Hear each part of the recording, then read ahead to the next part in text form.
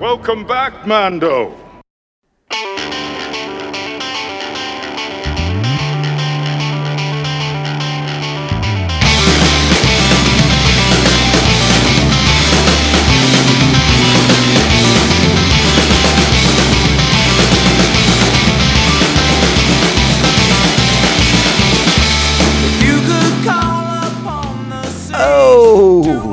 Oh, welcome back, Bucketheads.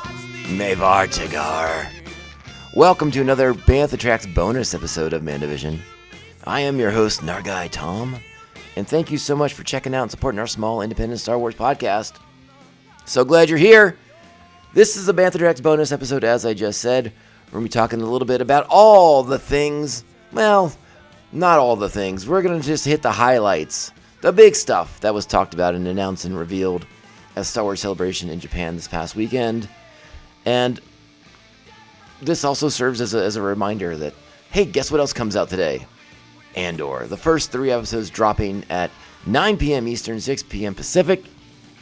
And we're going to be here for that. So, a lot to get to. That's why we decided to do a little bonus show in the mix, because there was a lot of news kind of coming out of Celebration.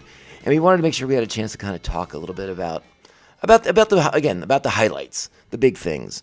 So let's go ahead, let's dive into it. You know what that means. It's time. Strap on your buckets. Let's go. Get out of here. We'll hold them off. You're going to have to relocate the covert. This is the way. This is the way. All right, so a lot of things announced, shared, showed, revealed, discussed at Star Wars Celebration this past weekend in Japan. You guys may know a good chunk of it already, and that's okay. Again, I'm not here to break the news. We're just here to discuss it. So you probably have heard, if you are a Disneyland fanatic, Disney World fanatic, you will probably know that Grogu is coming to Millennium Falcon Smuggler's Run.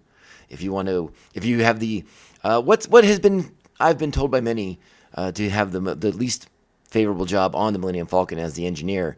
Now you get to take care of Grogu as well and choose some new destinations like Coruscant, things like that. Sounds super interesting. I can't wait to get some feedback from people who get to experience this very early on. I full disclaimer, I have yet to go to Star Wars Land, and it's a massive hole in my Star Wars resume. I'm not going to lie about that.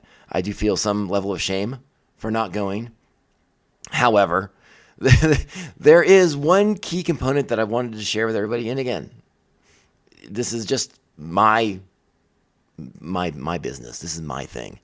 I know for a fact when I do finally go to Star Wars Land at Disneyland in Anaheim, California, I will drop far too much money. I will come home with lightsabers and droids and popcorn buckets and beverage containers and all the things. A couple friends have been gracious enough to buy me small little trinkets that I've had my eye on from the park, and that's been a delight. But I fear for the credit card statement that will inevitably arrive at my home for all the things that I will try to acquire while in Star Wars Land. And again, everyone's finances are their own business. And if you have that kind of disposable income, you go and you have a great time, and you come home with a multitude of lightsabers for yourselves, for the parents, for the kids, for the family pets. That's incredible. I'm so happy for you. That is just not my lifestyle, unfortunately. So there is a little bit of jealousy at play. I'm not going to lie. Got to be honest with you there, too. So I will get there. It is something that I want to do. I need the right confluence of events. I need the right people to go with me. And I need to have some extra cash on hand very, very easily. So again, I'm looking forward to getting that feedback from my friends who do make the trek to Anaheim on a more regular basis. And I look forward to hearing what they have to say about it, because it can only be a good thing to incorporate more elements of Star Wars. And again, from a marketing standpoint, Grogu is your most marketable asset right now for anything in Star Wars. And you have an entire movie coming out next year centered around him.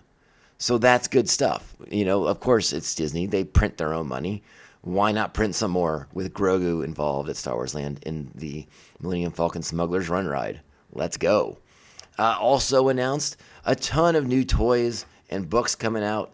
An Art of Andor book, a manga version of A New Hope that was originally done by Dark Horse a million years ago, but they're putting it back in print in a new format. Looks really pretty stellar. A ton of Black Series and vintage action figures coming out.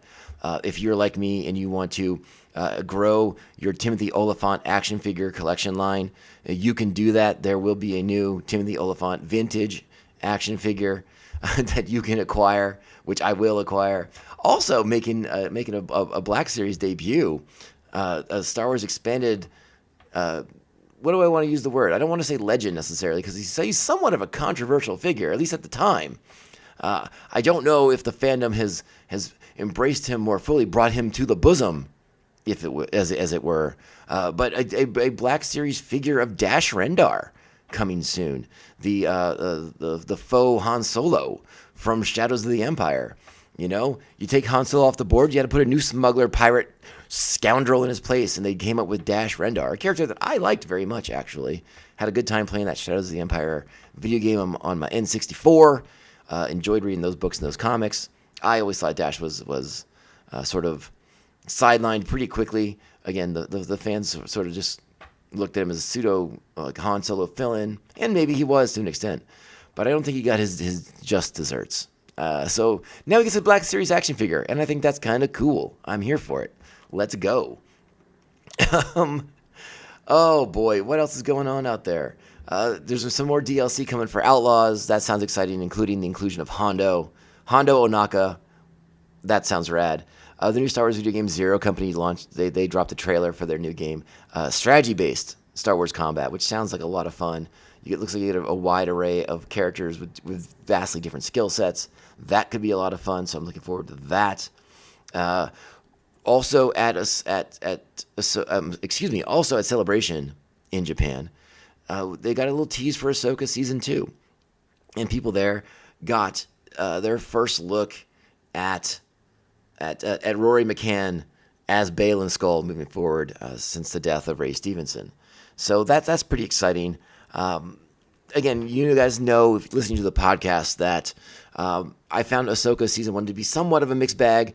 Yeah, I think it was more ups than downs still, but I am looking forward to revisiting that material a little bit down the road and seeing if it's kind of, if I've sort of softened on in the year or two since. And maybe I appreciate it a little bit more. But yeah, Ahsoka Season 2 happening, Rory McCann stepping in to the role of Baylan Skoll as after the death of Ray Stevenson. The unfortunate, untimely death of Ray Stevenson. Big news as far as Darth Maul.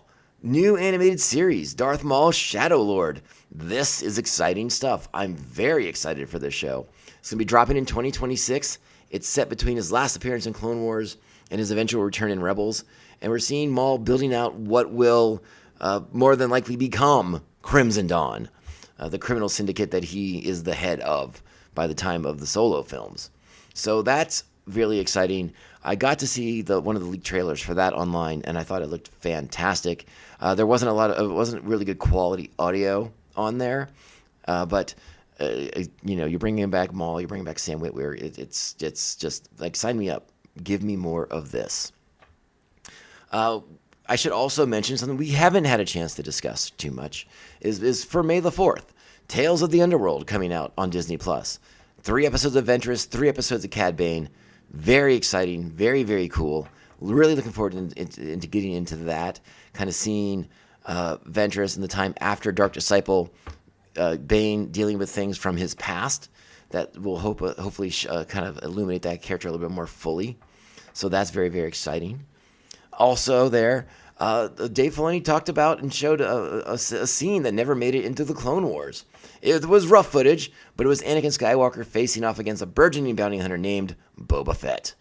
And you would imagine at this point, this is Boba Fett under the tutelage of Cad Bane. So you got to see that kind of footage if you were there. I don't know if that's going to eventually make its way onto the internet. I suppose at some point it probably will. And it'd be cool to see. Again, with Cad Bane sort of making his short-lived live-action debut. We'll see. We'll see if we get some more of this stuff. I'd love to flesh out these characters a little bit more. Again, we're getting Tales of the Underworld to help flesh out Cad Bane a little bit more fully. That's very exciting. New trailer for the third volume of Star Wars Visions has dropped. If you're into Visions, you're going to be excited about this. It looks like more Star Wars, Japanese anime influenced takes on Star Wars. And if you're into that kind of like high energy, kind of borderline high concept stuff that they're doing in the Vision series, I think you'll be intrigued by what they offer in this next round of shorts. And that'll be very, very cool. Of course, one of the things people spent the most time talking about was the footage that debuted for The Mandalorian and Grogu. Now, again, I've seen pieces of this trailer. I was never able to find a full version of it before it would get ripped down by the powers that be at Disney. And while I sort of understand why, you want to keep these things exclusive for the people who paid the money to go to the event, it is sort of baffling that you also don't want to get everybody else hyped up for this thing too. Again, I'm okay with it. Like, do two versions of it. Do one for the people at the show, and then put something else to get people to not want to bootleg and pirate these things. Put another version of it out for the average Joe who didn't make the trek to Japan. But that's not in my field of influence, my sphere of influence at all. The little snippets I saw looks cool. Sigourney Weaver crossing over into yet another stellar sci-fi franchise, joining the fun of The Mandalorian and Grogu. It looks like the Mandalorian, and some people have noticed that and noted that it doesn't seem like a big cinematic leap forward as far as the visuals of the show go. And again, it's hard to tell from the little bits and snippets that I saw. I'm also watching it on my phone, so that may have reduced some of the grandeur, some of the gravitas of what was being shown. But again, I think they're also showing you things very deliberately in said trailer, in what they are teasing, what they are releasing out so far. So the comments from the internet of big, it just looks like a big episode of the show. Okay, well, yeah, I mean, that sort of tracks. There is sort of probably a visual, I would imagine there's a visual continuity that they're going for. But again, remember, Jon Favreau has directed cinematic films for a long time now. The man helped usher in the Marvel Cinematic Universe. I trust Jon Favreau to deliver the goods when it matters most. So let's kind of hold back on ripping him a new one for maybe continuing the visual continuity of the show he helped create. Like it would be, I think it would be jarring if all of a sudden it shifted dramatically in its visuals. But again, it's Star Wars, it's The Mandalorian, it's Grogu. We're in. Sign me up. I'll be there day one to check that one out. This podcast started inspired by the excitement, the fervor that was building when The Mandalorian was getting ready to come out, when it was going to debut with the drop of Disney Plus. I mean, that is the impetus of why this show even exists. So we are here for The Mandalorian all day, every day. All right. And now for the last thing we're going to talk about on the show, the big news. Well, was this the biggest news? Maybe, maybe not. Depends on your perspective, I suppose. The announcement, the confirmation of everything we've been reading and hearing for so long now. The Sean Levy-directed Star Wars movie will, in fact, be starring Canadian icon Ryan Gosling, the Goz himself, stepping into the Star Wars universe for the first time. Very exciting stuff.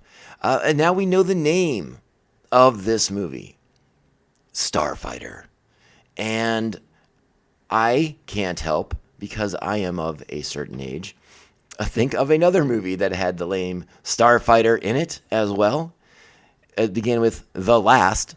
And and you might say, well, hey, Tom, The Last Starfighter was probably heavily inspired by Star Wars. And you know what? You're right. It probably was. But I'm curious if that's what we're sort of going to be getting with this. We don't know anything about this plot. So what I'm discussing right now is wild speculation, because this is what the name evokes to me.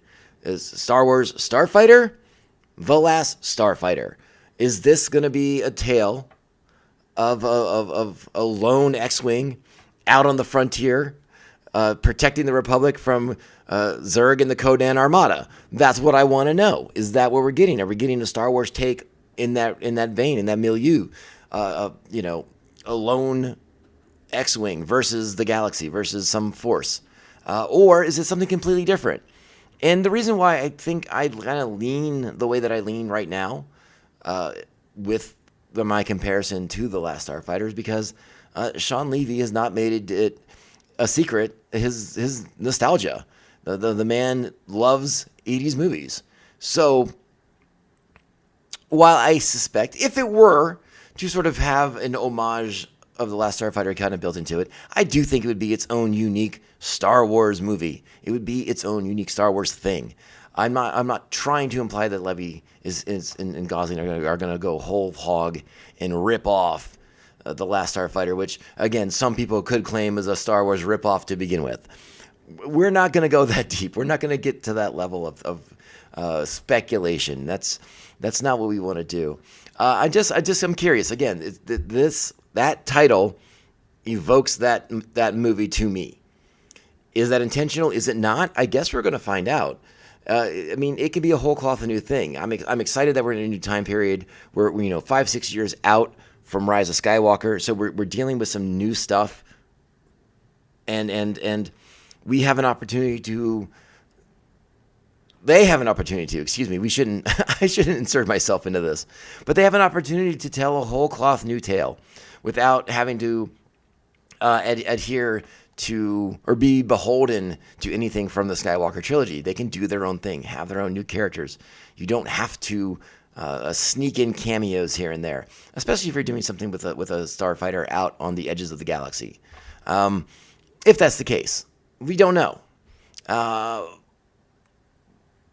So the opportunity is there to tell a really great Star Wars story, and I'm probably just being a kook for even suggesting that the Last Starfighter has some sort of role to play in this movie. I think it's going to be really exciting. I am a fan of Sean Levy's work. I am a fan of most of Gosling's work, and I think the combination of these two people will come together to make a really fun and enjoyable Star Wars adventure. And I think that was the big word that I took from Sean Levy at Celebration when I was watching his presentation, his introduction of Gosling, is he uses the word adventure. It's an adventure, and like Sean Levy has been telling fun adventure stories for quite some time now. So I do think that's the right attitude to take, the right sort of mindset to have in regards to a Star Wars cinematic film. We don't need to have, and again, there's going to be people who argue with me on this. It doesn't have to be galaxy-ending stakes all the time. We had the original trilogy. We had the prequel trilogy. We had the sequel trilogy. And the stakes were so big. It's so massive. Here on this podcast, we've talked in the past about how we really enjoy Solo. We've really grown to appreciate and love that movie for the fun adventure movie that it is. Does it get a little too big for its britches sometimes? Sure. Does it have to have those connections to the original trilogy? It doesn't, but it does it anyways because it feels like it had to. I think having Sean Levy, having Ryan Gosling, and being able to go in a new direction, you're far out from everything in the canon, in the lore, in the Star Wars Skywalker saga, that you don't have to be beholden to that stuff. So you can have a fun adventure. We just saw this with Skeleton Crew, a show that I really, really enjoyed. A fun adventure. It wasn't soaked in so much continuity and so much history that it was unenjoyable. No, it was fairly easy to access and accessible to a new audience and people who maybe aren't plugged into Star Wars the way that we are. So the opportunity exists for this to be a wholly unique and fun thing, and I'm probably being a lunatic by making these, by assuming, by sort of implying that there's any sort of connection to The Last Starfighter whatsoever. I'm just saying that title evokes that memory to me, and I was not alone with this as I discussed it with several friends and coworkers over the weekend. We all had the same thing. We all went to The Last Starfighter. And so I obviously can't, if it's me and my group of friends, we can't be the only ones. I'm sure this has been out on the internet now since the announcement, but I don't live on the internet. I try to avoid most of the fan clickbait traps anyways. So maybe I'm not saying anything you haven't heard already anyways. But that's just my 2 cents. That's my take. I'm excited for the film, and it's coming out in 2027, which means we're going to have 2 years of Star Wars movies lined up. I don't know. We didn't get any information, any new updates on the Rey movie, on that new series with Rey Skywalker. No updates or progress with that. So 2026 we get the Grogu Mandalorian flick, and then 2026 we get Mandalorian and Grogu, and then the year after in 2027 we will get Star Wars Starfighter with Gosling. Will Rey end up landing on 2028? I think they have that date held down. But again, no announcements, nothing for that. No forward momentum on if there's going to be a Patty Jenkins X-Wing, Rogue Squadron movie.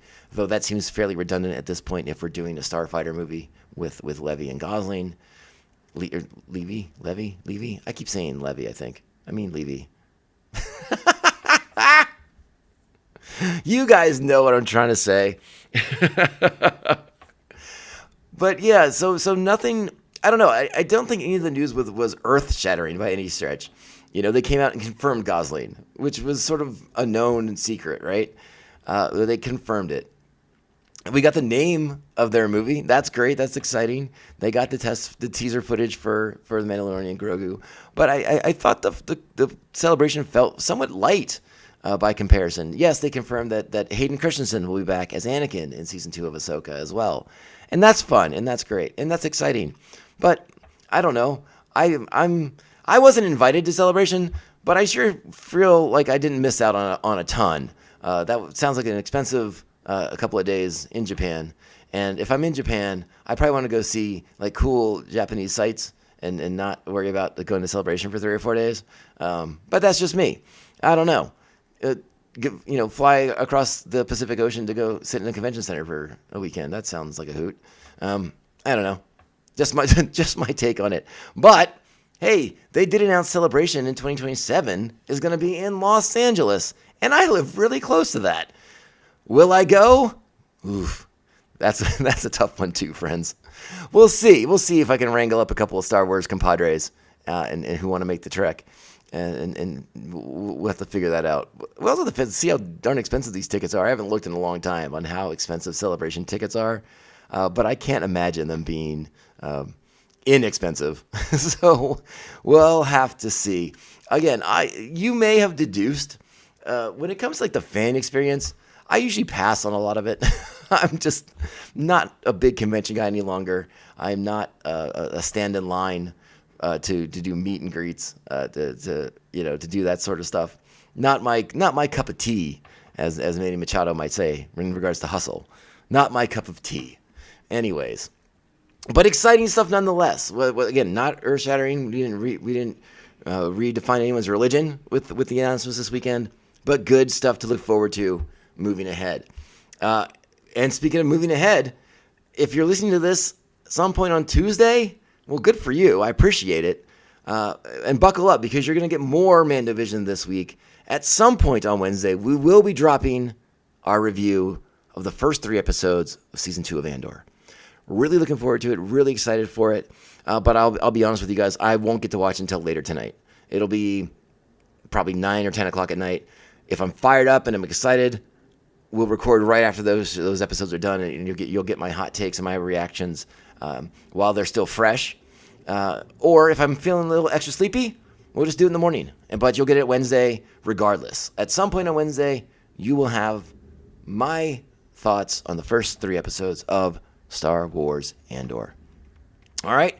I think that's it for the bonus show. Ended up going a little bit longer than I anticipated, but that's okay. Hey, make sure you're reaching out to us on the socials. We're at Mando_Vision, Twitter/X and Insta. You can hit us up on the blue sky at MandoVision. You can also email the show, mandovisiontom@gmail.com. Make sure to like, subscribe, follow, and share this show with all the Mandalorians in your covert. If possible or so inclined, sweet 5-star reviews. Help us out if you're on the Apple Podcasts. We truly appreciate it. And then, but hey, we're on all the other podcast things too. Spotify. What else is out there? We're on that too. Just look us up. We're there. All right, friends. Go out there, be great Star Wars fans, kind, supportive, respectful. And we will be back very, very soon to talk about Season 2 of Andor. But remember, until then, this podcast can only end one way. This is the way. This is the way. This is the way. This is the way. Just did the castle run in 12 parsecs. Not if you round down, buddy. Yeah.